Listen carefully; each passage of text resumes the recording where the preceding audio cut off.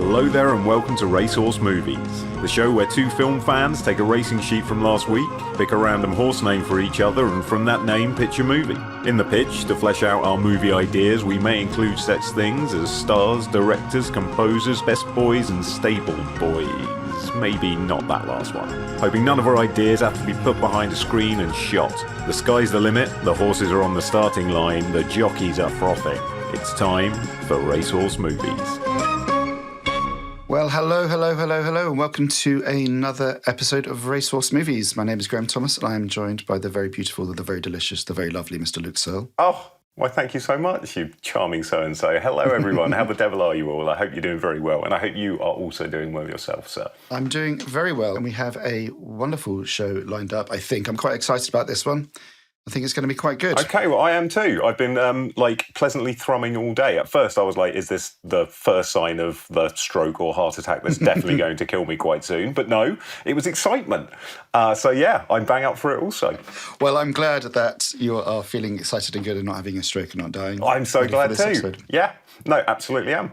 So, dude, how have you been? Before we get to pitching, which we are very excited about, chomping at bits, etc., but just a general... How the devil are you, man? What's been going on, sir? The devil I am is good. Lots of things have been happening. I just got back from a little break in Bologna where I saw Depeche Mode and survived the horrible, horrible heat wave. But I had a wonderful time with my friends, saw an amazing concert, had some wonderful food, and now I am back. So that's been pretty good. We've got lots of lovely developments going on behind the scenes at Fortress and Never Press. We've been beavering away, and we'll have some exciting news for you all very soon, I believe. But until then, we're going to keep it under our hats. Oh, that's tantalising, that is. I'm tantalised and I even know what's going on. That was very well done, sir. Absolutely. And what about you? Are you happy? Good? Yeah, I've not been too shabby, thank you very much, man. I, aside from the strange weather that's occurring that could almost trip me into thinking it's winter, which is normally a slightly darker time of year for my soul. Have you watched anything recently that you want to chat about? Yeah, well... Good or bad? Not Ant-Man Quantumania, thank you very much. Yeah, not mediocre, not sitting in the middle on the fence in its tiny or large form. I've watched a couple of things. I'm not going to take too long on them, actually, because one of them I watched because I listened to... I believe I emphatically said I had seen this when you mentioned watching it on the podcast last. That's absolutely a whoopsie pants on my side of things, because I absolutely hadn't. I think I must have seen a lot of Kermode reviews. I've listened to him talk about it. Pieced it together. I've seen lots of, and so I was like, oh yeah, I have definitely seen Sorcerer, the movie I'm talking about now, and all I want to do is just raise that as one of the most fantastic movies I've seen in probably this year, without a doubt. It was incredible. And if you like the practicality, we're seeing a lot in the news recently with Christopher Nolan saying how there is no CGI, everything is practical, we're doing this all in camera. If you want to see a shining example of that from 1977, then check out Sorcerer. Absolutely amazing. Sorcerer, yeah, we're going to plug it again, so go see it because it's amazing. And the soundtrack is fantastic as well by Tangerine Dream. Yes. Maybe we'll put a link to the soundtrack. Fantastic idea, we'll do that, in the show notes. Check the show notes, guys. You Sorcerer, anything else? Well, I believe we did say to our dear listeners that we would probably talk about a film together, which sort of brings me on to Blackberry and watching that recently, man. Which I did, and why did we say that we would talk about Blackberry? Well, I believe that we wanted to bring it up because we had also both seen Air, and I feel that what Air fails to do, Blackberry does incredibly well. And that was kind of what made me want to sort of talk about it, champion it, if that's the right word. I also really love Matt Johnson, the director of Blackberry. So I just thought it was worth having a chat about the alternative side to the Tetris movie, to Air, to all of this product consumerism, capitalism porn that we've been getting through movies recently. Sort of, I felt that this was one that was a bit more honest and landed better. We get to see that the underdog make it. And then we get to see the rise and the fall, which is the fall, which is the important thing that is so missing from a lot of these movies. The hubris and the not being able to read the market or reading the market too late and realising we are dead in the water. And we can't spoil history, I guess, but when Apple released their touchscreen, my heart dropped, even though, I know what's happening, but you see them see it and you see that the realization start to spread across the room of the guys in Blackberry as like, we're gone, we're toast, man. The reason I remember us wanting to talk about this was because of a certain actor whom we agreed would play the character in She's the Danger. Yes, of course, Captain Cuttleraw. Captain Cuttleraw pitched to be played by Glenn Howerton, who plays the, I guess, main character. If there's three main characters or two main characters, he's one of the three. Yeah, you have your tripod almost. The shark, the CEO who comes in and kind of he's a salesman who comes in, haggles his way to CEO almost instantly, and then just barrels his way through the entire film. He just dominates like a 900-pound gorilla. Yeah. It's amazing. And when I was watching this movie, just to talk about Glenn Howerton, because I do think he is an incredibly versatile actor, very highly underrated and passed over for many opportunities, I guess, by Hollywood, who might not have seen what he is capable of, having spent so many years doing incredible work in Always Sunny in Philadelphia, my favourite sitcom. But when you see this film, it's such a performance. It's such a pivot. It makes you sit up in your seat. Out the gate. It makes you... Literally from the first scene he arrives in. I think he's in a car, and it's already explosive. Yeah. And he's just phenomenal, and you cannot take your eyes off. He's a real movie star.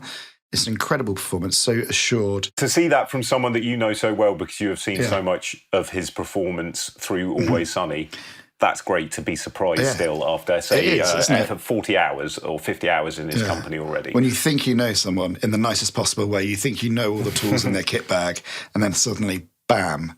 And you get also a sense of pride, I guess, because you've seen them do this stuff for so long, and then suddenly they've given the opportunity, and that's all they needed, and they just smashed it. Yep. That kid is going to go far now. I feel like it's a turning point.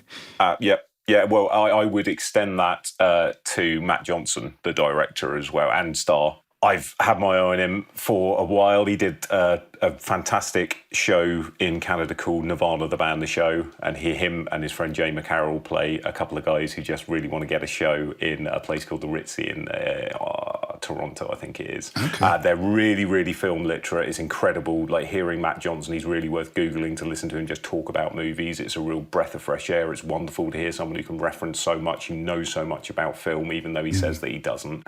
And I think that really comes through in the films he's done. This is sort of feels like a really big step up, and I feel like he just took to it like a duck to water. It felt really assured. As much for Glenn Howerton, I'd like to also raise a glass or whatever for Matt Johnson and wish him all the best, and I look very forward to seeing what he does. Let's do that, and let's encourage everybody after they've seen Sorcerer to track down, if you can, and watch Blackberry for all the reasons we have suggested.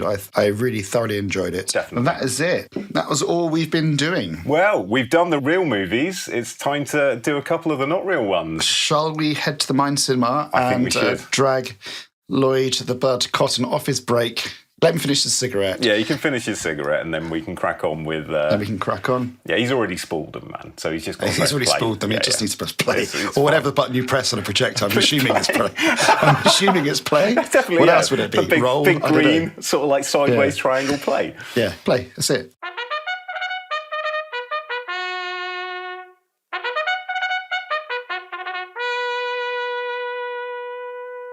All right, then. So... we chose these two horses from the 535 Golden Gate Stakes handicapped at Ascot. Certainly did, Posh didn't we? Ascot. You wore Did a you wear a fascinator. I thought You wore a fascinator. I left mine on the train from Waterloo. I gave you Lose Your Wad. Yes, you did. Yes, you did. And I, in return, thanked you, obviously, and then gave you Liberty Lane. You did indeed. Okay, so Lose Your Wad, Liberty Lane. Who's going first? Lose Your Wad. We're going to lose our wads. All right. Right, I'm going to take us, if you join me, and I know you will because you're a bloody good man, Graham, we're going to take you to 1980s America, Sweetwater, Texas. And we're going to hook up with Jamie McNash and her boyfriend, Elliot Bambers. Sorry, I've got to write these down. They're deep in love. They're in real love. This is the kind of Bonnie and Clyde. Yeah, true romance. True romance. In Alabama. Okay. In, man, yeah. Pumpkin and Honey Bunny. We are in love. Hale and Pace. Cannon and Ball. Little and large. Okay. So yeah, they are absolutely enwrapped in each other. They're also dreaming, as everyone did in the 80s, of living grand, putting their feet up, going to Maui, cocktails on Maui, baby. Greed is good, everything's good. We want a piece of this pie, goddammit, we deserve it. Currently, in Sweetwater, Texas, they're all immersed in nefariousness. We meet them in the middle of their low-level conning, anything from pig in a poke sales, almost like Del Boy style wheeling and dealing, but in, Sweetwater, Texas, to like timeshare frauds, real just grubby stuff. So we kind of meet them open with like a con where we kind of think Elliot might be a cop and he's sort of in the middle of busting a crying girl and a low-level kind of drug dealer. He dismisses the crying girl, like takes pity on her, gets the dealer alone, fleeces him completely for his stash of money. And then we see him leave the place that he was shaking this guy down in, gets into a car, and sat in the seat is the previously crying girl. And obviously it's Jamie. She adjusts herself, throw her arms around in beams, and this is how we meet the madly in love and somewhat grubby, sweetly desperate couple, Elliot and Jamie. Mm-hmm. The next time they try and run this con, goes completely south. Elliot's dime store plastic badge that he's got to identify himself as a cop slips out of his wallet, hits the tile flooring, and sounds like a bit of plastic, as it exactly is. Nice. Behind that badge is like a photo of Elliot sort of chugging these two massive champagne bottles, topless. Coney Island kind of thing, yeah. Yeah, completely lost. And he's also kind of looking like dressed in a suit. He's kind of looking smart and incredibly happy, very different to how we see him at the moment. But we haven't got time to look at the photo any more than that, man. He's got to duck the flip out of there, and things have got very nasty very quickly because he's been made. They are both really shaken, man. Like, he was fired at as he's leaving the place. Mm-hmm. This has gone from them being kind of cutesy, mischievous rip-off merchants to like, no, we've dabbed our toe in something a bit too much here. We've been pretty badly made in Sweetwater. This is a kind of small town. You can't run around doing this, and you especially can't run around effing this up. They got to leave town. Jamie's like, look, we've got to quit this small-time bullshit, baby. I'm meant for better things, goddammit. We both are. It's our destiny, pudding. So, quick cut, sort of Guy Ritchie style, bags packed, car starts, and in the car is Elliot's own personal sort of shrine to Gordon Gekko from Wall Street. In the trunk is just a raft of like self-help books and all of that kind of stuff, man. So they get the hell out of there. They burn rubber. They go to Oklahoma City. That's where Jamie's big sister, Tammy, lives. They turn up at like 3 a.m. in the piss down rain. It's all, oh, big sis, give them the big cow eyes. I'm in a teeny weeny pickle. Can I crash with you? It'll be a few weeks, whatever. And like the sister's just like woken up, man. She's like, it's fucking 3 a.m, man. Just get in, man. At which point Jamie immediately perks up, starts being sorry for herself. Jamie is like, oh, great. It'll be just like the old days, some quality time. Oh, shoot, I forgot. I'll just go and fetch Elliot. And at this point, Tammy's like, for just Jesus Christ, man, fine. So now we see Tammy, who is a doctor, who has got a good job in Oklahoma City. You know, she's done well for herself, man. She's clearly the older, slightly more together of the two sisters. So Tammy says, if you're going to stay here, you've got to work at the hospital. I'll get you a low-level porter job, whatever, but you're going to pay your dues, man. I'm not just supporting both you, and I'm not supporting his fucking broke ass sat down in my basement. You two losers are going to get a job with easy access to all the drugs and all the morphine that you can stuff into your pockets. Absolutely, man. So, low-level porter job, that's part of the deal of Jamie and Elliot staying. She works, she pays her dues. Keep your heads down. As a porter, she's got pretty good access. She manages to start getting a nice little supply, just here and there, just a little bit to supplement. Elliot's not working still. One for you, one for me. While young Jamie is doing this and bringing home the bacon and the drugs, Elliot... The drugs are wrapped up in bacon. Drugs in blanket. The amount of drugs I would take if they came wrapped in bacon. Oh, just insane, all of isn't it. it? Yeah, I'm very much like, I guess, a sort of like dog that needs worming in that respect. If anything you need to get into my body, just put bacon round it and it will happen. So while Jamie is half inching a heckload of pharmaceutical drugs, she's bringing that back to Elliot, who is enjoying distributing this all around Oklahoma City. He's not got a problem, man. He's got the gift of the gab. This is where we're introduced to a character called Robert Lyons.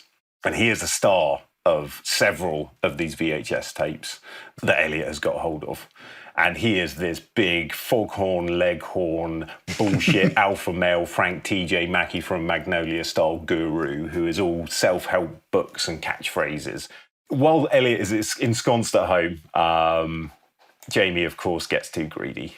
There is a massive stack of boxes that she doesn't take a little bit for me and a little bit for you. She's like, look, we can make a swift like 20 grand off of this, man. I'm taking the whole thing. Obviously, the minute she tries to leave, she can't disguise that about her person. She gets completely busted. And they call Tammy in because Tammy is the one who got the job, who is also working at this hospital, man. And they're like, Jamie swears Tammy's got nothing to do with this. She hasn't got any clue. It was all me. Takes the fall for it at least and tries to protect her sister the best that she can. And she managed to do a good enough job that Tammy is suspended, but she's not out. Jamie, she's like, I'm going to give one more fuck you to the hospital because fuck you and you fired me and fuck you. She's not the brightest fuck you, spark, is Tammy. she? No, she's not. And she's also like, I can probably now, and the way she sees it is, now I have no connection with the hospital, no responsibility to the hospital. This is where I can go in and I can really nab something. Yeah. She does this. There's a big old box of stuff outside the loading bay, and she sees a little dude wander off. And as always, the opportunist goes, right, I'm going to have that, man, yoink. So she just nicks this and she takes it home. And, yeah, so she never passes up an opportunity, man. So when Tammy is otherwise out, she's going and blowing off some steam somewhere. Or, sorry to interrupt, No. could she has this plan, like they won't even change the locks, I'm going to do this, gets there, finds out, well, of course they've changed the locks, her past doesn't work, she can't do anything. So she's like, for fuck's sake. And then she sees it, like, right, I'm going to just fuck this, fuck it, I'm having that. Perfect. Yeah, that's exactly what happens, man. She's so arrogant, she thinks that she could just breeze right in. Yeah, that's it. And we see like the cool walk, we're doing like the cool walk, it's maybe like we've got Sweet Home Alabama kicks back in. Yeah, and I'm thinking like Daryl Hannah in Kill Bill as she's walking in the hospital, you know? Yeah, but ends with like a face plant on the shut glass door or something like that. They just don't open. And the security guard just stood by like with like shaking his head slowly at her. Points to the wall and there's a big picture of her. Yeah, it's just a cutout. Do not let her in. Nope. So incensed, Jamie makes beelines for the back, takes a box of ampules, a big old box of ampules, gets the hell back to Elliot, and they're like, okay, well, what the fuck is it, man? It's clear liquid. I don't know what this is already. Elliot's like, it might get you high, man. Like, it could be, what can we do? We can use this. It's got to be for something. This has a purpose. We can make something from it. And so they are sort of like taking a little bit, they're dabbing a bit on the tongue, and we sort of like hard cut to them talking like they got like a mouthful of bread or something. Are you high yet? I think I'm high, and what the fuck is going on? And they're both talking like this with each other, and they're like, I can't feel fucking anything, man. We've got a batch load of anaesthetic. Brilliant. I'm not high, I just can't talk very well, and my hands feel all weird, and now my mouth feels weird. I feel like I've been to the fucking dentist. No one's going to want this, man. So at some point, Elliot goes, he's at a low point now, man. He goes off to the shower, jerks off, and he comes back out, and he's like, my dick feels like a ghost. This is just a fucking bus, baby. We are cursed, man. Elliot dips a little bit as they get out money bag. There's a few stacks left, and they've amassed a few from the sales from all of the pharmaceutical stuff, man. He goes off, chips off to the movies to see Predator. And as he's watching it, he sees Jesse Ventura give the goddamn sexual tyrannosaur speech about his chewing tobacco. And Elliot's like, I had a dick ghost, sexual tyrannosaur anaesthetic. Okay, I think I can sell this, man. I fucking think I've got something here. I'm a sexual fuck. That's how we're selling it, man. This is what we've got. This is it. Right. I'm a charming bastard, man. I can sell ice to Eskimos, etc. And with all this self-help stuff I've been learning recently, like, this is just a surefire win. I can package this up. I can sell it to anyone. It's on the cinema. It's like, shh. Do you mind, sir? Can you have your epiphany out in the foyer, please, sir? Sorry, sir. Or like that'd be really funny. Like it's going through that, and then like the cinema usher's torch just like shines on his face. I'm so sorry. Yeah, and I want him to start like, goddamn sexual tyrannosaur. I can do this. I can fucking do this. I'm charming. I'm a charming guy. Yeah. And then the light goes in his face, almost like a light bulb going off. Yes, and he stands up and like his arms are out and he's like, I'm a sexual tyrannosaur. And he's out. He's out the movie. He doesn't care what happens to Butch, man. He's like, right, well, we can't just sell the ampules. We're going to mix this with some like moisturising cream or something like that. We're going to tell everyone that it turns you into a sexual tyrannosaur, a dynamo, man. It means you can't even barely feel what's going on. You're going to last forever, blah, blah, blah. All of this kind of absolute inflated bullshit kind of a thing, man. It starts selling pretty well because he's pretty fucking good at selling things, man. This is like some pretty full-on anaesthetic that they're mixing this with the moisturising cream that they can get job lot. Like there's just a like industrial scale moisturiser basically that they get like gallons of, mix it up until we'll do a little montage of them like testing the numbness of their hand on things. I was just going to say like, just doing loads of hand shots, like testing out the formula. Too much, not enough, too much. How's that? That's good. And just like random household objects and like being like slapping like, oh, I can't feel it, that kind of stuff, man. Or like, amazing. And also like when Tammy gets home and they've been testing and like manufacturing all day, they've obviously got to hide this from Tammy as this is all subterfuge happening in the basement kind of a thing. And so they're going to be like at dinner dropping knives and forks and things like that, not being really like T-Rexy with their hands and whatnot. Yeah. So true to his word, man. Elliot smashed it. He's doing pretty flipping amazingly, man. Amazing. This is so cool. We see Jamie go back to the well and try to get that box again around the same time. We're going to run out eventually. We've got to kind of keep there's no sign of that. That was just complete random happenstance, man. It's not going to happen twice. So you've got to find a different source for this kind of stuff. And you're also facing the fact that your product is hot and it is kicking off, man.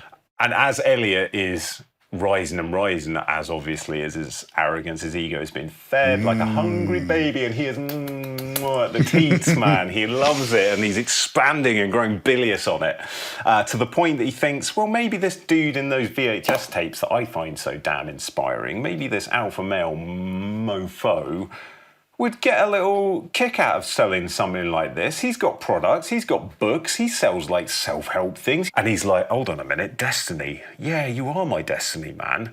We're gonna have a sponsorship. We're gonna have a goddamn franchise, J-Baby. Marketing, packaging, branding, wad stoppers, T-sex. All I got to do is get to him, man. So the racket grows and grows, man. But they have no product anymore. They are they're like on the last couple of ampules of this box. They've done bloody well, but he can't start selling Duff because then the bubbles burst and he's gone. They've got to really sort of keep this momentum going, man. And Tammy, at this point, I think will discover their grubby little basement operation, and she's like, "Get out."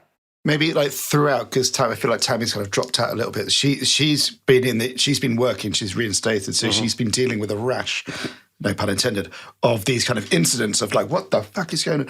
And maybe like she does some tests, or tests have been done, and like we know this has got a weird anaesthetic that is very rare, similar to the one that was stolen or went missing. Yeah, the one like that we've got stock issues with. Right, well that's brilliant. So we thread Tammy getting sort of like, and then we also have Coulter Mellon from the FDA comes in. This is where the FDA show up, man, because like Tammy, who is seeing this rash of, as Swan Mellon puts it, we got a lot of guys with non-coax out there, boys, and I want to find out why. After that, I've written in brackets, he's from Boston, which I find quite unnecessary because I spelt Cox, Cauuuuuuks. I think it's necessary to explain to the listener where you think. That's why I explained it. Yes, absolutely. There we go. Okay. So he's been following the very trail good. as much. No, dude, I've been was very saying good. four-door Ford to myself, like Four-door all Fords. podcast in my head. Four-door Ford. So we are building on Tammy's story. We are also expanding what is happening due to the actions of our two locked in their own world, full in love couple that are just running their business and getting bank. They're like, well, we need to find someone else to hang off of. So let's go see Doug in Santa Fe, Elliot's brother. They go see Doug in Santa Fe and think, now Doug, he's a sweet, beautiful man. He's really genuinely good-hearted man. And loves Elliot, thinks Elliot's, because like Elliot went to the big city, man. And no matter where Elliot is now, Elliot, like he did flipping well, man. He was pouring champagne all over himself, and Doug got a little taste of that sugar someday. He took him out for a trip. I can imagine Doug in bars regaling his friends about his younger brother, and his one thing he says, you know, my younger brother, he once wore a suit. They're just like, look, we need some product. We need medicinal product. And we know that we can get that south of the border, and that's not a million miles away from Santa Fe. Could you do us a favour, please? Could you take this little bit of money? And they, as they're giving the money, they open up their big sack of money because they want. They know that that's the thing that's going to blow his mind again, like his little brother being in a suit in the big city, earning $100,000 a year or whatever it was, man. So as they're taking out the $200, they hand it over, and they're like, "Come on, look at all of this, man. There's lots more of this." Doug's in. And they like, here's where you need to go, you know.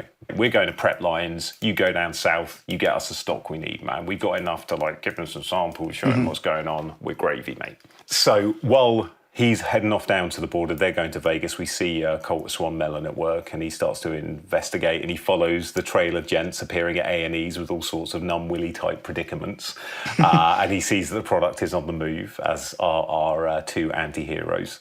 So we are now going to sort of like cut between the brother making his way, and may I add, very slowly to Mexico. We get sort of a series of phone calls as they're like desperately trying to check in and make sure everything's okay and getting things in line. And we'll see Doug sort of in a Roswell, New Mexico hat, and he's just going along picking up souvenirs, and he's like outside like America's biggest golf ball and all of those random roadside attractions that you get. Yeah. And we'll just get a litany of them getting more and more stressed and being like, "Look, you're not past the border yet, Doug, man." And he is so like genuine. He's not being a dick. He is just so lovely, and he's enjoying life, and he's stopping and looking at everything. And even when he gets into Mexico, he gets more almost involved in like the kindness and fun and everything. Like there's just music and distraction and noise and food and everything everywhere. And Doug's having a whale of a time, man. He's just about thinking about what he needs to do. I love this guy.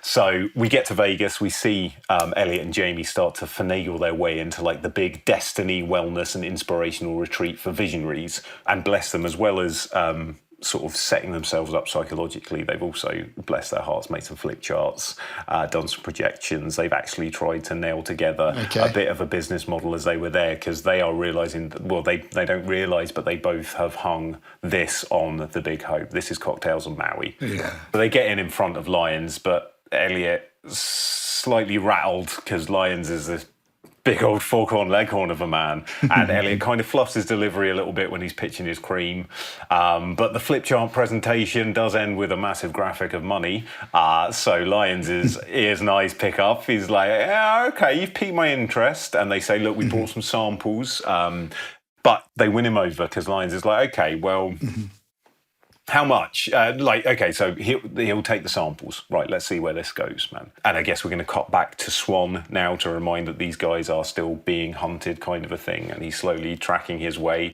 We see a bit of Swan mobilising his guys, talking about the numquarks, getting them moving. Getting to Vegas, boys. So this is where we do a few more phone calls between Doug. We see him now in Mexico having, I'm afraid, a whale of a time. And they're like, no. Right, Doug, man, we give them the product. Now, Lions is coming back to us on this, and we need to be able to deliver, because he's going to say yes, because it's destiny. We need to be able to deliver on this kind of a thing. Swan gets in town, and he quite easily manages to trace the medicine straight back to Lions, man. And he's like, right, so you're not only are you possibly peddling this already, and you might already be in this, man, but if you're not, you should know that that product has caused this amount of damage, is completely FDA unregulated and completely illegal. And Lions is like, whoa, wait, you say illegal? And he's like, yeah, this is not an on-the-books medication, Kelsaprise. And he's like, right, how could it be? And he's like, sweet baby elks don't care whose teeth they suck in as long as they get raised, right? And I'll raise this silly little pud-puddy ride as rain, and above board, hell, you get this through lickety-split and there's a sweet little nub of saltwater taffy in it for you. And Swan goes like, what the fuck are you talking about, Robert? Yeah. Can you also explain to the listeners at home what the fuck you're talking about? He's like, look, dude, the thing is, I can take this idea. He completely drops his accent at this point. Yeah. No, this is where it's like, this is the big reveal. It's actually me. It's all been me, guys. And this is where he says, well, like, okay, so actually what I've got is not a product. I've got an idea. So if I take that idea, I can just have that myself. All they've done is brought me an idea. They haven't brought me a product. So how can we make this product viable? What do I have to do? You're the man. You're coming here telling me it's illegal. Great. Tell me how it is legal. How can I make it legal? And if you tell me that and help me, maybe I'll give you a little kicker. A bit of sweet nub of saltwater taffy, as it's known in all the con circles, Graham. Yes, sorry. I let my membership to those circles lapse. So now Elliot goes to make that final deal with Lyons, because Lyons phones him. He says, right, you want some time, kid? Because Lyons just wants to rub it in. But he's like, you want some time, kids? Cool. 2 days' time.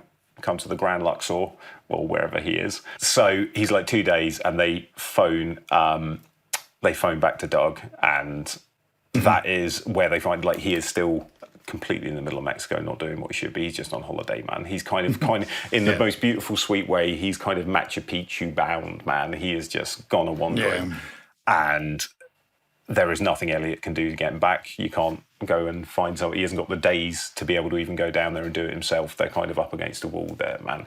So he decides that he's going to go to the meeting. He's going to sell it, because that's what he does. He sells things, man. He can do this. He's going to be able to convince Lyons, no problem at all. He's got charm. They've also got a metric ton of industrial moisturiser that they still have. I'll just mock up a whole bunch of stuff. Jamie, we're going to make the packaging beautiful, just like we did the flip charts. This is going to sell, man. This isn't a problem. So he goes in to try and make Lyons part with his money. At which point, he's up in the office, and Lyons is there, just sat there sort of thinking, well, I'm just going to take this from under your feet, so I'm going to enjoy just rubbing this in, you smug little wannabe con man. You want a con, you've come to the king of cons. Nearly cons. What are you trying to do, man?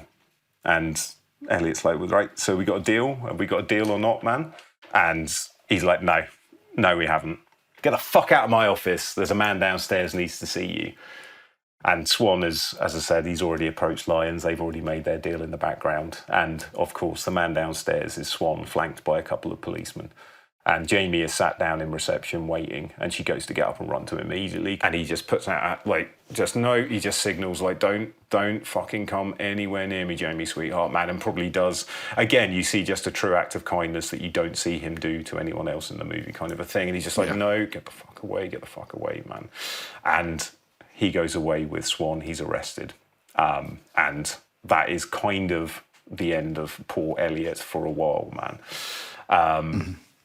Jamie also, she gets hit by a lot. She doesn't go to prison. Elliot goes to prison. Jamie gets hit by a hell of a lot of like warnings, home arrest, that kind of thing. Is back living not very peacefully with Tammy. We'll cut forward to like Elliot's prison release, and we'll see him sat there looking a bit older, a lot less slick. Sort of hair falling in his face, looking pretty flippin' unhappy underneath this big garish sign in the lobby of a foyer of another wellness seminar that's nothing to do with Lyons somewhere, and he's peddling like unguents, creams, pills, knockoffs of the knockoff of the product that he and Jamie first made, and that's how he's making his living. And then we see the doors open and we hear some footsteps, and he looks up and there's Jamie. And she's come back for him. And she says, hey there, baby boy, you're looking kind of down. I've got a sweet little condo set up in San Antone. Could do with someone to sit around all day watching their bullshit shows in it. And he sort of looks up and he's just like, tears now are sort of in his eyes. And he's like, yeah, it's not exactly cocktails and Maui, is it? And he takes her hand and they start walking out together. And then Jamie waits a beat. She nips back to the desk, grabs the cash box that was on the side of the desk, and then they leave together. Roll credits. Roll credits. That was fantastic. That was Lose Your Wad. That was Lose Your Wad. That was amazing. There we go. Yes, they all lost their wad. And they were trying to make people, they were saying they could make people stop losing their wad. Again, literalist kicked in. I think they lost their wad. Oh, that was really great. I did not expect that. I really thought you were going to go for East End London Gangsters. And so did I. And you surprised me in the most beautiful way. I'm so glad you enjoyed it, man. Thank you. All right. Well, I think we need to dive in because I've written some names, got some ideas. Do it, go. Okay, man. Okay. Groovy. So what should we start with? Should we start with directors or do we want to start with some stars? What we think? I think Let's maybe start with the stars. Definitely. Let's start with the stars. So, Jamie McNash. For her, I was chucking around maybe Anna Kendrick. Okay. I also thought, was it Samara Weaving as well, maybe? But I think yes, because of the energy kind of thing. She's fantastic. She was great in Ready or Not. Yeah.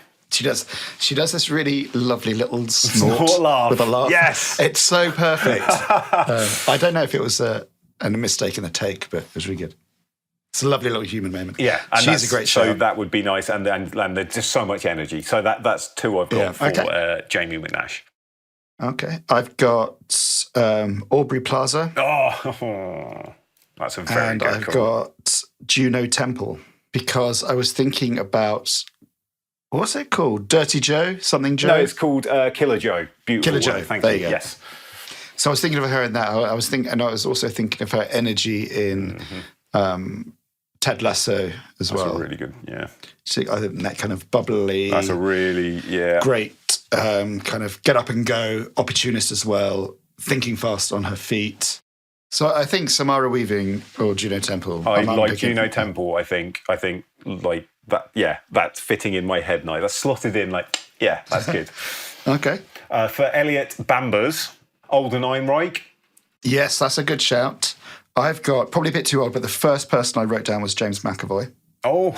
Because I was thinking of Filth and I was thinking of Atomic Blonde. Yeah. That kind of the scuzziness, but he's also, as we know, a nuclear charm bomb. Okay. Right. Who are we talking for Doug then? Where are you going for Doug? Well, who have you got for Doug? My initial, because he's got very soulful, lovely eyes, like a beautiful puppy dog, even if he's being kind of a horrible person in some movies, would be Macon Blair. Oh, lovely. Yes, he does have lovely. Because he's lovely. Yeah. Okay. Who have you got for Doug I've now got two. The journeyman Doug Bambers. I've got two now, but I had one originally, and it was just the first thing I wrote down as soon as you said sweet older brother, Sean William Scott. Oh! That is a fantastic shout. Yes, he is hired. Yeah, he's so sweet. Goon. Goon, yeah. He's so sweet. He's so lovely. You can imagine him just like going off the rails. But I can imagine him with by the big, largest golf ball in West Texas. I can imagine him. Oh, it's so good. At a massive steakhouse and a cookout, like just doing all these. Yeah, with the bib in and the knife and fork. And these bad selfies and stuff like that, and having the nicest, sweetest time in Mexico. We'll have him have a Polaroid, and then we can do the Polaroid pictures as the credits roll at the end of Doug's adventure. Doug's we'll flesh adventures, it out more. There we go. Yes, mate. I love Sean William Scott. Yeah, we'll have him. Okay. Since you mentioned Macon Blood, that moved me on to, if we were going for like an older actor than Sean William Scott, then I thought of maybe Paul Walter Hauser, who was in that Richard Jewell. He was in I, Tonya. He was in... Yeah, well, dude, I, Tonya was another touch point for my brain when I was thinking about the film, that kind of desperate people doing stuff. I'm going to hold up to you because you can't see it because it's a podcast, but I can hold up to you. I've only got one director, which is Craig Gillespie, who directed I, Tonya. Right, and guess what is on my... guess what is on there? Could be an I, Tonya-like drama, Craig Gillespie, or... Ryan Fleck and Anna Boden, who did Mississippi Grind. Yeah. I can see that. Or I could also see maybe Bennett Miller, but he might get a little bit too real. He's a bit austere, isn't he? He's like, cool. That's the thing. So we want some He's fun. Very good, though. Craig Gillespie would be hilarious. I've got 2 for Robert Lyons. Okay, right. I This is also gonna be have iconic. 2. I'm so interested to see. Right, so just a quick tally. I Okay. was thinking like maybe Kristen Wiig or Linda Cardinelli, maybe. Nice. And then for Lions, right, we'll This do is a one show. each. This is the show-stopping casting, right? You have to have someone who's Big. going to just big. He's just going to walk in and absolutely rinse this film. Yeah. So Okay. I've got Danny McBride. Yes, that's my first choice. 100% Danny McBride. Yes, he was the first thing I've written down. That's all we're putting. I've also got like Don Johnson as a second, but like he is a second. My It's like, second- Danny McBride. My second was Charlie Day. Yeah. 'Cause I can imagine like the motor mouth, explosive energy.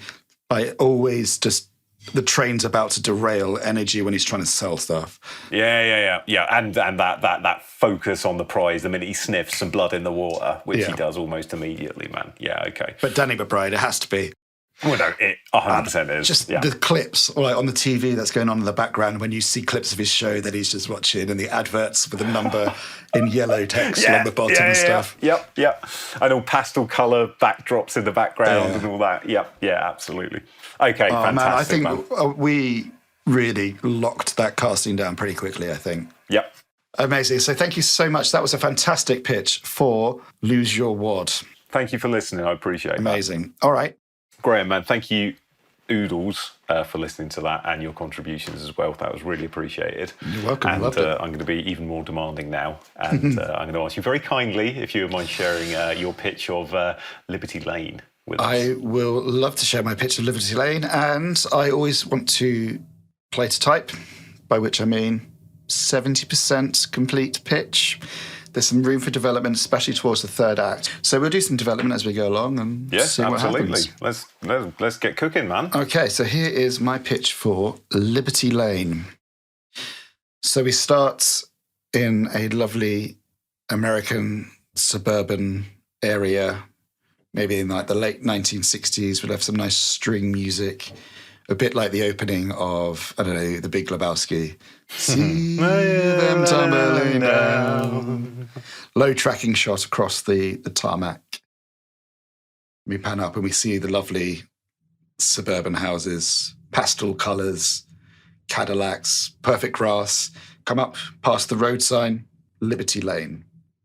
And then we come up to a house halfway down the lane, lovely porch, and a woman in her 60s is sitting on the porch swing, looking out at the lovely suburb, maybe waving at passing neighbours. Paperboy drives past. Very wholesome Americana scene, the perfect start. Yeah. And then her I husband... don't know why I'm getting nervous about this, but like I totally I'm on am. the Sorry, edge. carry on. And then her husband shuffles out of the house and he's got a tray of iced tea. He sits down next to her, puts his arm around her, hands her the tea, and they sip. And then we flash to white, eyes open, and a man, Charlie, in his 40s, is standing looking down at the earth. He's at a funeral. He's looking at the earth, and we have a slow push in on his face and his eyes. He's thinking, and he's quite far away, unblinking, kind of emotionless as the sounds of the sermon or whatever it is. So just muffled in the background. Just muffled in the background. Yeah. Yeah. His head starts to hurt as he's looking. He just rubs his temple a little bit, takes out a little vial and takes a paracetamol. And then Charlie, at night, he's alone in the attic of his house, and he's working on a little model train set. And then we come up over his shoulder to see this model of a town, this train set's a town, and then the camera goes down into the town, and it kind of comes to life as we see.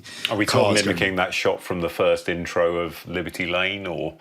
Yes, similar, or maybe the shot of in Beetlejuice, I guess, where the credits are going, and it's going through the town, but it's coming alive, and it's showing the actual location. He's making this model of the town that he lives in. There's a diner, there's a town square, there's a theatre, and it all comes to life as he's working away. So we get to see the life of this town. Right. Then we cut to him leaving his house in the morning, and he's going to work in a department store. And in the department store, Charlie dresses the windows and he moves the mannequins around. He's quite helpful. He's quite creative. They give him a task. We've got to sell these appliances, make it look nice. And he's really good at making these window displays or these displays within the department store. Images of what modern life at the time was like. So women fawning over these new refrigerators and these coolerators and these blenders and stuff. And he's made these wonderful displays of these home lives. They're almost like life-size models. Like the detail is incredible. And everyone compliments him on these amazing displays. And he's very quiet and shy. He just goes about his business. He's very kind of humble, I guess. He's Deeply unassuming guy. Just very unassuming guy. Do we see it? We don't see him talking to many people or interacting. He's just coming, getting on with his job. And salesman, Jared, is there, and he comes in and he brings some people into this kitchen, and he manages to sell so many appliances because the people are so enamored with the detail that has gone into it, like way above and beyond. Charlie has made, like in the fridge, he's made like fake trifles. He's made like cookies, and there's like kids' pictures on the fridge as well. Yes. Yeah. 100%. He's thought about who lives there, and somehow he's managed to conjure the histories that are so specific that they somehow relate to everybody. Then we cut to Charlie sitting in a doctor's office, rubbing his temple, and the doctor's opposite the desk, and he says, okay, well, we can operate. There's a good chance of survival. You're on the list, but we have to tell you that the tumour in your head is growing. Here's some pills. They're quite strong. Don't operate any heavy machinery, lol, that kind of thing. So Charlie leaves the hospital, and then we cut to the evening at the local theatre, and Charlie's working backstage at the theatre, and he's doing the props that he's built. It's a smaller Amdram production for this town, but it's like well received. They got a good theatre. They've got a good repartee going, and there's a big applause for the end of the performance. And after the audience have filed out, the actors and the troupe all gather round and they all have a toast. And one actor takes Charlie aside kindly and says that he really notices the details that Charlie employs and everything, and it really helps him. And he says, like in the scene when I have to react to the love letter that I found, there was no acting from me because the love letter was so beautifully written. I just read it on stage and I react. So I thank you so much for the detail. Like I'm supposed to be a very posh, well-to-do character, but you've sewn some beautiful embroidery into the lining that no one will ever see, but I know it's there and it makes me. So Charlie's just got this. He's getting some of the recognition that bloody Jared didn't get via this. Then good. I'm glad at least. The artist recognises his talent. After the show, they're introduced to a new cast member who's joining the troupe. An young actor called Rosie, and is taking over the lead role for this play from Sonny, who was the previous leading actor in this performance, who's left town to accept a role that they all say is going to lead to Hollywood. She's going to the big town. She's got a role. She's made it. She's like the local talk of the town, man. Yeah. And Rosie's taking over, but everyone's really welcoming. She's really enigmatic and divine, as most leading actors are in this kind of thing. She's backstage. She looks at the pictures of the actors on the wall, and she sees one of Sonny in a beautiful sequin number with this lovely tiara. And then Charlie comes in to, say hello and go about the costumes and stuff. And Rosie ignores Charlie because he's kind of a stagehand and he's unassuming. She doesn't... Not part of the backstage crew. She'll say hello or hi, and that's about it. And then she takes her costume and just dumps it on the floor and flounces out. Charlie picks up the costume very carefully, puts it back on the hanger, and, makes it all sure it's all nice for rehearsals. And he looks at the picture of Sonny on the wall and just kind of straightens it a little bit, kisses his finger and just touches her face. Just puts it right. And as he's turning to leave, he finds on the floor Rosie's lipsticks falling out of her handbag or her pocket or whatever. Yeah. He picks it up and he puts it in his pocket. Cut to nighttime in bed, Charlie alone in his little house in the attic.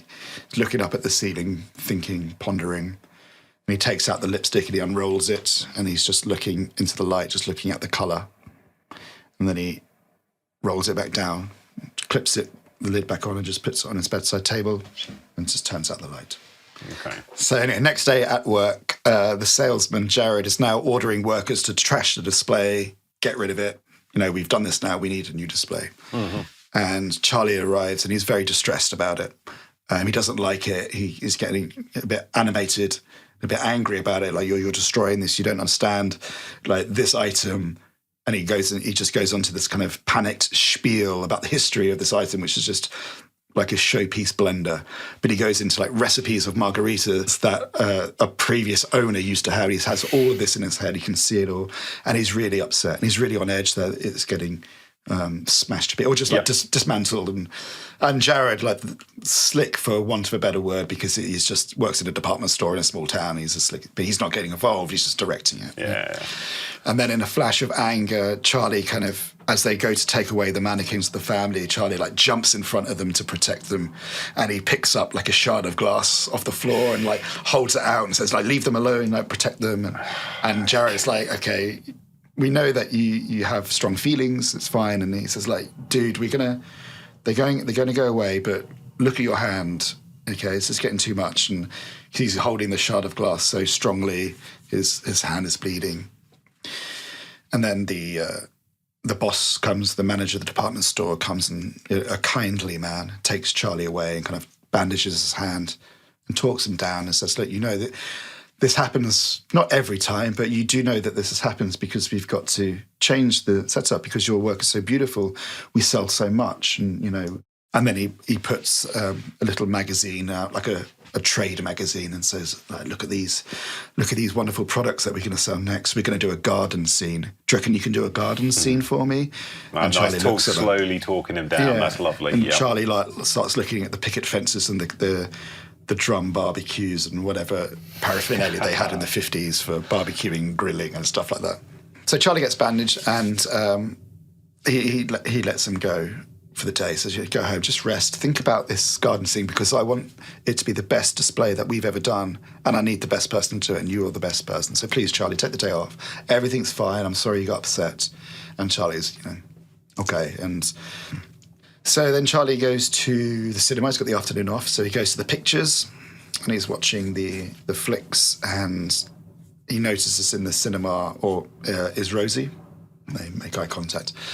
Rosie says, I recognise you. I'm new to town, but I recognise you from the theatre. I'm sorry if I was a little bit offhand. I was meeting so many people, so many names, Yeah. Sorry, but I do recognise you from the theatre. Do you want to go get some pie? So they go to the diner and they get some pie, and Charlie starts talking about Sonny.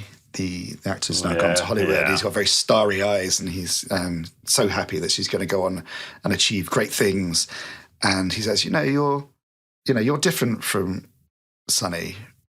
I've seen you on stage and in the role, and off stage too. You're different from her. And Rosie's like, how so? And he goes, you're just different. And then Rosie says, like, takes offence. She changes, but in a kind of a fake jokey way. Okay, she's like, what do you mean? You mean that Sonny's a better actor than me, don't you? More pizzazz. She's got it going on. That's why she went to Hollywood, and I'm just nobody. Is that what you're saying to me?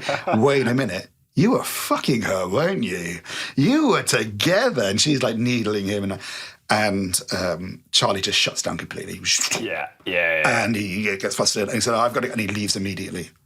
And just going to, and she's like, okay, that's odd. And I really didn't mean to. And it's clear to us as an audience member as well that she's doing the proper jokey thing. Yes. We get all of the cues. He just doesn't get the cues. And she's, okay. I mean, that's probably my fault. I went too far because I don't know him. This is what she's internally thinking. She doesn't have a monologue in the middle of time. Can you hear my inner monologue? Okay. Then we cut to later on. Charlie's watching Rosie from backstage as he performs. And he starts like looking at it, he's rubbing his temple, and a headache is coming. And then that night we follow Charlie into his house for the first time, and he hangs up his coat and his hat. He walks in, he starts talking to someone as if someone's there, like, honey, I'm home. You wouldn't believe what a day at the store. And he turns on and he turns all the lights, and there's mannequins in his house. Yeah, okay.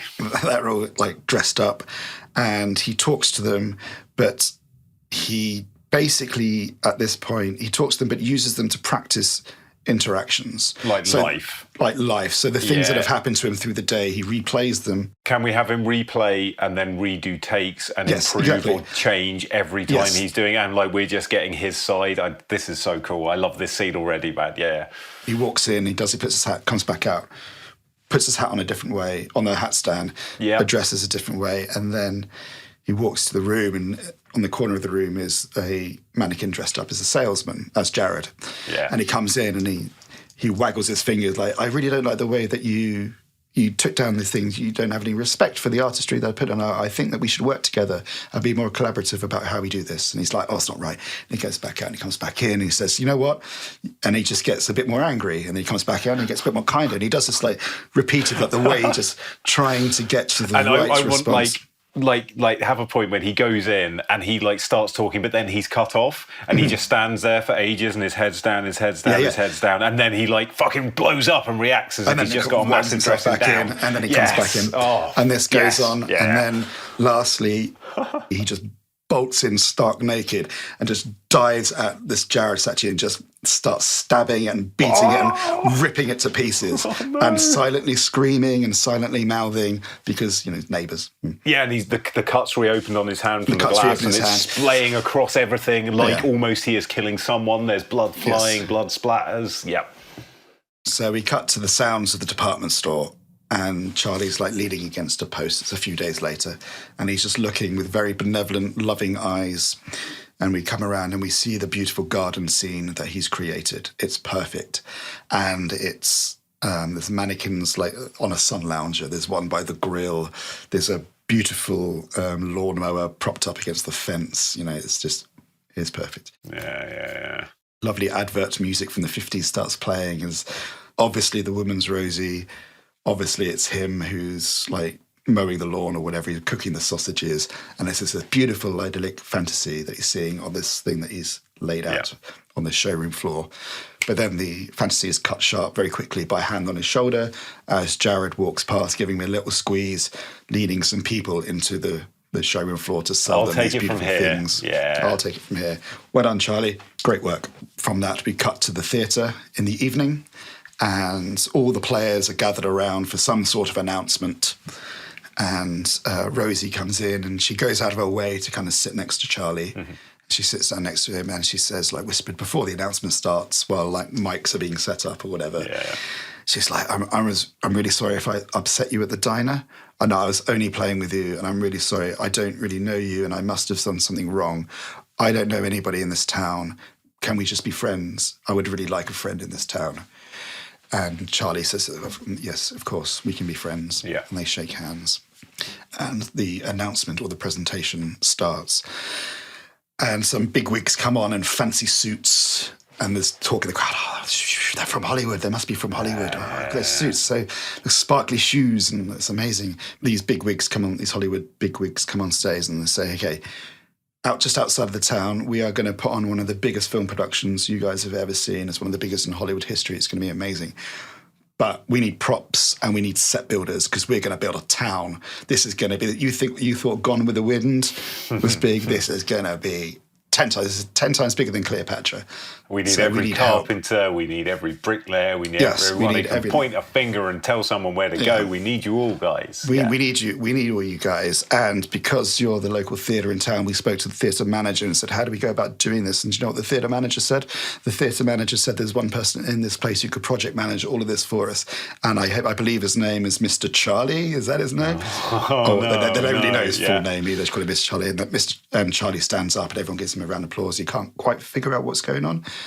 But he's been given the task of building this town, this film set, this town with real rooms and real decor and real he's lives. getting to make his model and scale it up to real life. And they say, okay, we're going to build this town. It's on a plane, on a flat plane about, not an airplane, on a flat plane about 40 kilometres drive from here, whatever. We've got it all marked out. It's going to be amazing. Let's get out there.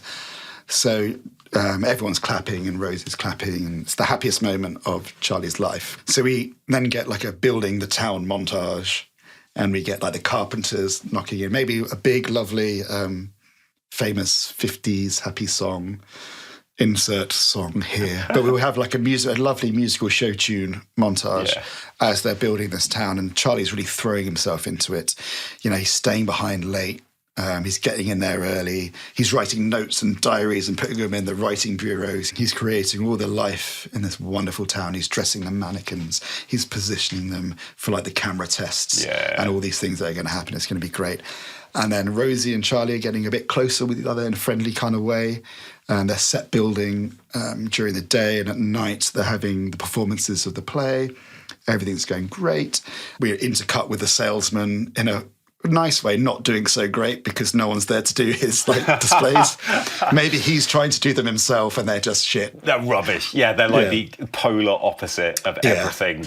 And they make you feel like ill looking at them. They kind of, it's a bit really like a Shining where everything's just a little bit off of centre. Yeah, so that's going on. And then we would get down one of the roads as the town's getting built. We get the hero shot where we get at the beginning coming across along the tarmac, and as it comes up, someone walks past a sign that's been hammered in and it says Liberty Lane on this beautiful set of this town. Yeah. And everything's going lovely. The performance that night is going on, but then the montage comes to a horrible end where performance is cut short by a horrific scream from backstage, a real blood-curdling, like people poo your are pants. in trouble. Someone's in trouble, and they rush past and they see Charlie on the floor just clutching his head. He's got the biggest. It's almost as if his brain's exploded. And then we cut to Charlie, who wakes up in the hospital. The trooper there, and they all wish him well. I'm so glad you're okay. And they kind of file out because the doctor arrives. Oh, good, you're awake because your brain is jelly. Right. The tumour's like the size of a melon. Yeah. But the doctor ushers everybody out, and Charlie asks if Rosie can stay behind because he needs a bit of support. Definitely. And they become mates. Yeah. And she wants to as well. She will also instigate asking you that, I think, at that point, definitely. So, and the doctor says, yes, it's fine. And then the doctor explains that the condition has got really worse. And basically... Doctor terminology right there. It's got really worse. It's got really worse. That was really terrible, wasn't it? It's got really worse. It's got much more worse. It's got really worse. I'm so sorry. On a scale of worse, it's got less better. Yeah, we're near to worserer. Really worser. So he says, the odds of surviving of an operation now pretty low. Yeah. We can do it, but they're low. So what you're looking at are the short months now. But we've got some really strong pills. That's what they can do is ease the pain. So you might ride it out long enough to have the operation should you choose to take it because the chances of survival are very, very slow. Or it will ease your pain so that you can just ride it out until you go. Rosie takes them home and she's wheelchair up the driveway, up to the house, to the steps, and he says, that's okay, I've got it from here. She says, no, I'll help you in. And no, it's fine. I'll go in. I don't want you to see me all, I can take care of myself. I'll take myself to bed and everything's going to be fine. She says, okay, treacle. So if you need anything, you know where I am. You know my apartment number. Just give me a bell. And she leaves and he calls after her with a kind of newfound sense of confidence. And he says, would you like to get a drink or get dinner with me sometime? It would just be really nice to see you. And she says, yes, of course, that would be lovely. But, just as friends, just to lay it out for him. And he says, yes, of course. Once he's a little bit better, he gets ready for the date. We see him practicing himself in front of the mirror. He's got Sue. He's doing his tie. He's practicing his lines. Is he practicing with a mannequin at all? Has he brought? He's in front of the mirror. Yeah. Okay. No. He's practicing himself. He's miming, shaking a hand, and then he turns to the side, and next to the mirror is a mannequin dressed as Rosie, in a red dress, and it's got her lipstick on. And then he practices his lines to her. This is like a dress rehearsal. And as he's practicing his lines, looking at her and not his reflection, his lines move more towards it's definitely a darker territory. It's like he's imagining the conversation. Rather than practicing a line, now he's imagining a conversation. And he's batting away any riposte that she has that they're just friends. He's trying to persuade her, no, we can be more than friends. Oh, you don't mean that. Give me time to prove it and soon you'll... And then he leads in and he kisses the mannequin. God, smearing the lipstick all over its plastic face and his own, man, yep. And then he sorts himself out and dusts himself off and goes his hair back in place. And then, he's off. Yeah. She beep from outside and she's there in her car waiting to take him on the date. I see. Charlie takes her on the date and they go to the film set town. And beforehand, he's gone there and he's organised it and he's set things up. So she's like, why are we here? Why are we at work, for want of a better word? Because he's like, just check this out. Like maybe he puts a lever and like lights come on in the houses. There's gardens spread out, maybe like a carousel, like fires up or a wonder wheel or something like that. It's all just I want that waltzy music. I want to hear a distant fairground jingle happening. Yeah. And it's all very romantic. If this was a different film, it'd be very romantic, but this one's a little bit more kind of my nerves edge. are now pretty much on terror, Graham, because I know this isn't a wonderful romantic gesture. But, yes. And Rosie she's beside herself. Rosie's like, this is amazing, this is so wonderful, and she's full of glee. She likes this, so she's going up to the mannequins in the street and saying, oh, hi there, Mr. Thomas, how was school today? Making up all this kind of lovely... She's doing it in the most wonderful, earnest way, which is such a counter to what we've seen happen with mannequins previously. And he's having a lovely time with her there, and so making up these fake stories with the people. Mm-hmm. And then they go to the diner where he's prepared food. So over dinner, Rosie asked him about his work and his models and his props. And she says, like, how do you find all this detail? It's so wonderful, and the history on stage. And she kind of repeats what the actor said to Charlie beforehand. Yeah, when he was... There's so much detail that it makes my acting life so much easier and so much better. And then Charlie goes into like his speech, which will be like the actor's moment of the film. Yeah. And I'm thinking James Caan in Thief when he's does the speech in the diner, like every like a grandstanding speech moment. Yeah. So he talks about the models and the details and how his dear grandmother taught him that God is in the details. He talks about knowing you can know everything about a model and a set.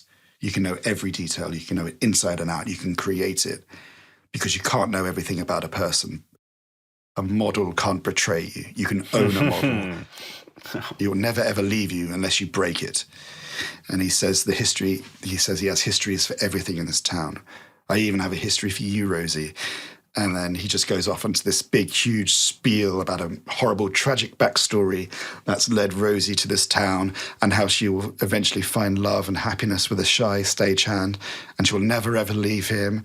And obviously Rosie's now a little bit unnerved, and as she looks around at the mannequins in the diner, what was fun and japes before now just looks actually quite and terrifying. And terrifying. Yeah. So she's okay. And she's kind of playing along with it, but she's listening, but she's kind of thinking like, I probably need to figure out how to get out of this. We're 80 miles away from town. We need to think of an exit strategy. Yeah. So the speech goes off the rails and it really unnerves her. And she says, okay, well, I've had a lovely time. And it's time for me to go now, Charlie. Got to go. It's late. I've got to get up early we got to go to work. No, you stay. We haven't had dessert yet. You can't leave. We've got this stuff. And she says, no, I'm not feeling too great. But you said you had an early start. Now you're not feeling too great. And every excuse he's just kind of like batting away immediately because because he's remembered all of everything. Like he knows the history of everything, man. He's got an answer for everything. Yeah. And so eventually she kind of slams the napkin down on the table, says, Charlie, I'm just going home. I just want to leave. I don't feel well. I'm going home. And then, of course, Charlie gets up and he's blocking her way to the door. She's pushing past him, but he's still talking about how models are the perfect things and how we're supposed to be together and all this kind of stuff. He's just being horrible human being, basically. But eventually she does push past him and she gets out and she gets to a car and she just drives off and leaves him in the middle of this film set, this fake town. And he shouts after her that he doesn't care. You don't really mean anything to me because I am loved by everyone. You'll never be loved. I am loved by everyone. Obviously, you'll get the wide, empty shot of the street. And we've got the dust as she drives off. Exactly. Absolutely, yeah. And then he goes back into the diner, he sits down, and his headache just comes back again. And he's trying to fiddle for his pills, and he looks at his pills, headache's getting worse. So he staggers over to the counter, and he just tips his pills into the waste disposal, the garbage. He's like, I don't want them. Right. This is it.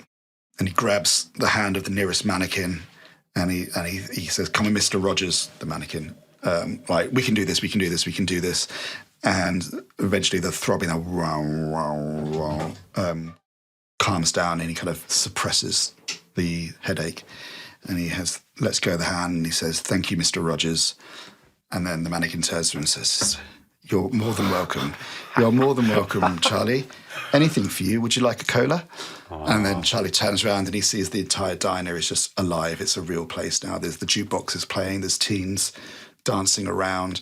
There's waiters and servers bussing tables. And he looks out onto the street. There's cars zipping past. It's just full of people. Everything's come alive for him. He comes back into the diner. He says, "No cola, give me a whiskey." And he's having fun with Mr. Rogers, with everyone. And then there's obviously the ding from the doorbell and he turns around and Rosie's there. She's come back. And he's like, "Oh, Rosie, you've come back to me." And they have a dance in the town square. Music swells. Fireworks in the sky.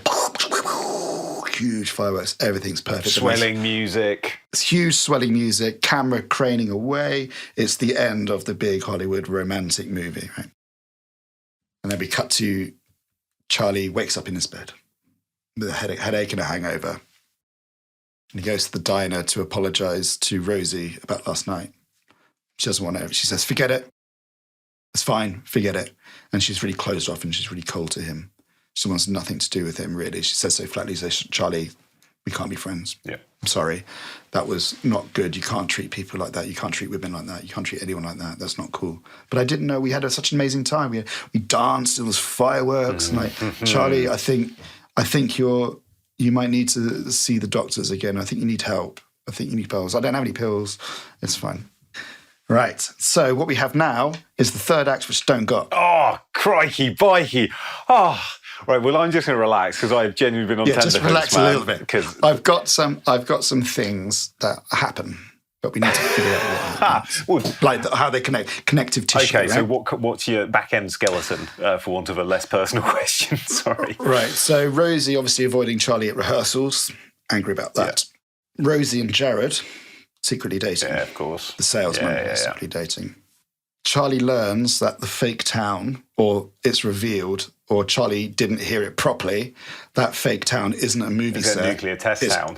It's a nuclear test town. It's a nuclear test yes, town. Okay, man. Yes. So obviously that puts him right off the deep end. You saw how he reacted when his little set was dismantled by Jared, etc. Yeah. They're going to nuclear bomb detonate his entire town. And with him, all those people are going to die. And all of his mates, the only people who are nice to him in his head. Yeah, okay. Mm-hmm. Other things I've got for the third act. Yeah.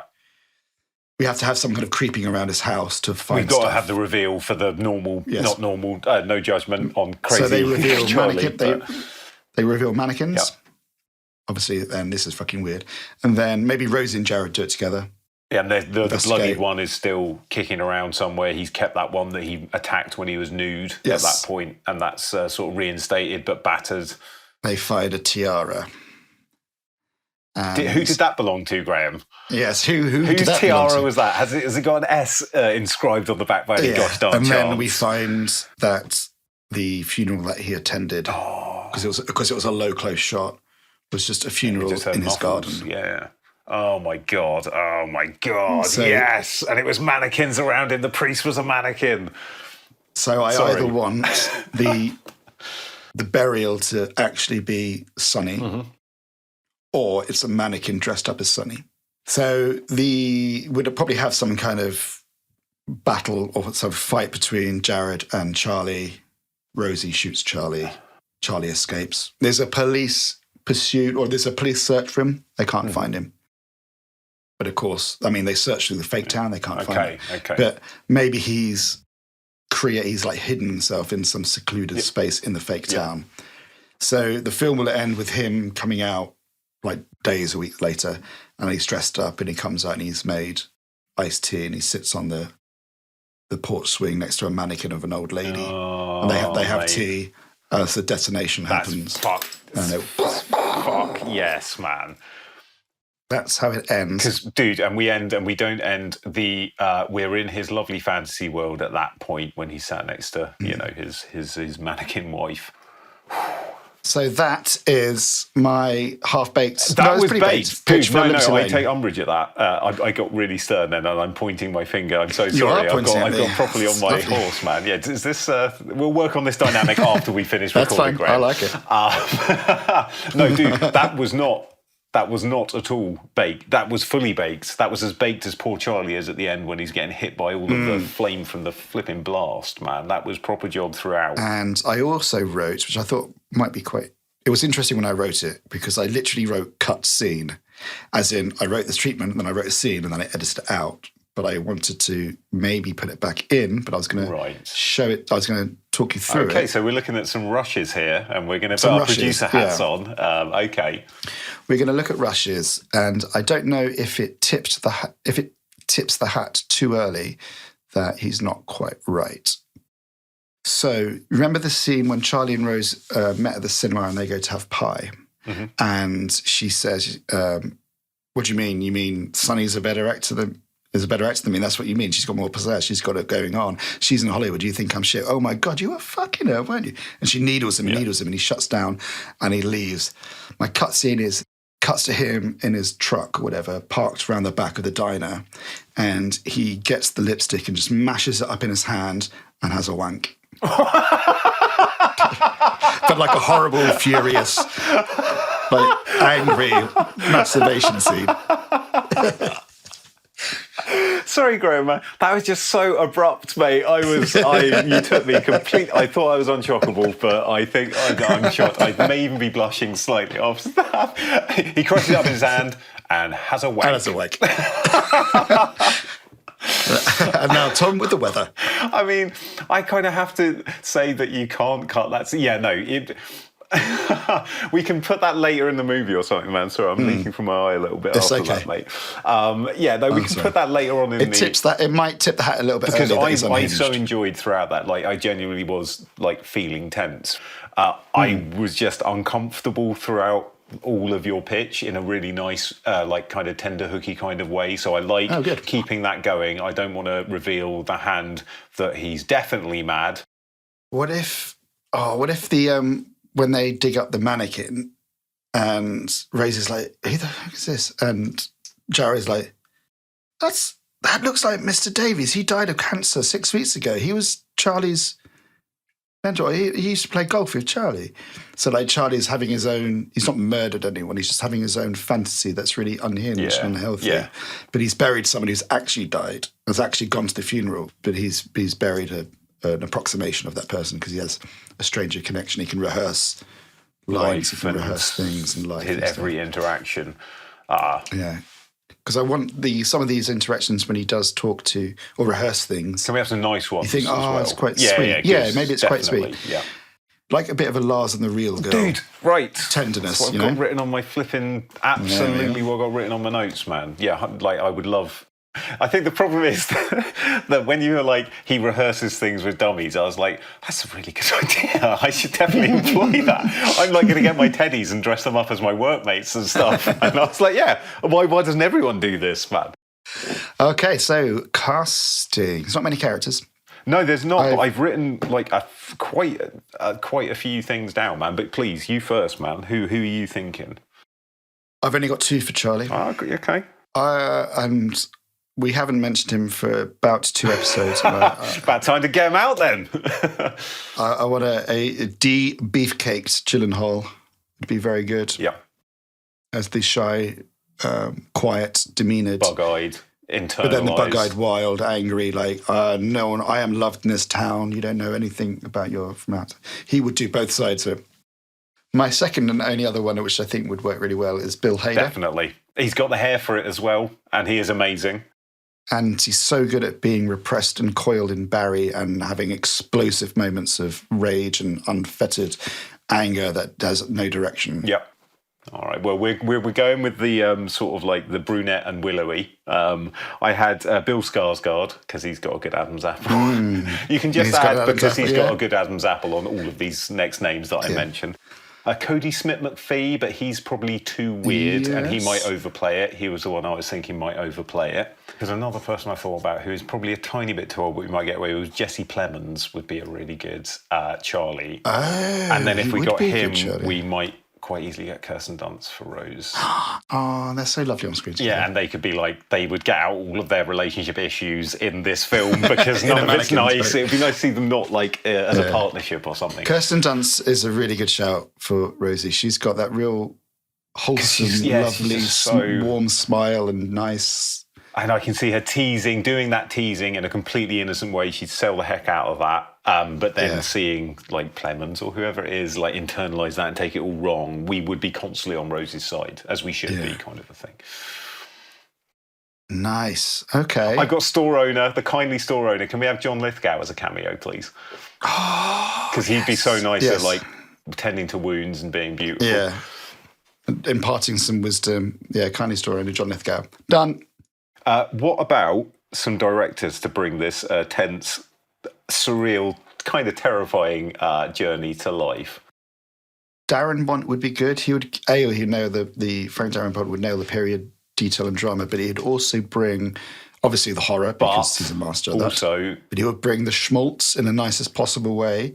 The moments like the perfect day when he's in the town and the fireworks are going off. He would shoot that 100%, probably on original 1950s stock. He would get the right cameras, lenses, everything. The period detail of someone's fantasy of what they think life is like in a movie, because they kind of believe that they're in a movie. Yeah. Darren Bont would. And I want to sell that because I want that to be sort of like pretty beautiful as far as it goes. I really do want that to feel triumphant and lovely, and to get a sort of a glimpse of the ache in Charlie's heart or whatever. Yeah. So who have you got? I only got one name. I only got one name. Is it worse than mine? It's way worse. Yeah. Better. No, it's Ty West. And this is not a name that I would have mentioned, but last year the doubleheader of X and Pearl blew me away, and I thought, like, this is the first time that I've got one of his movies. I also feel like to the point where I was like, this is just this isn't just like a cool horror movie. You've just made a fucking amazing film, man. And like it was ambitious, and it seemed to hit all of the notes he tried to hit in his previous movies and didn't sit with All right, me. we'll get him. That's a good shout. Does that mean we'll get Mia Goth as Rosie? Exactly that. That's the other bonus. What would happen if we did a gender switch and Mia Goth was Charlie? I think that, sugar, without it changes nothing, man, apart from the fact we have Mia Goth as Charlie, and I fucking... that's a bit close to It might change how I feel about that cutscene. That's how we're starting the picture. Get cool on the line. The scene's back in.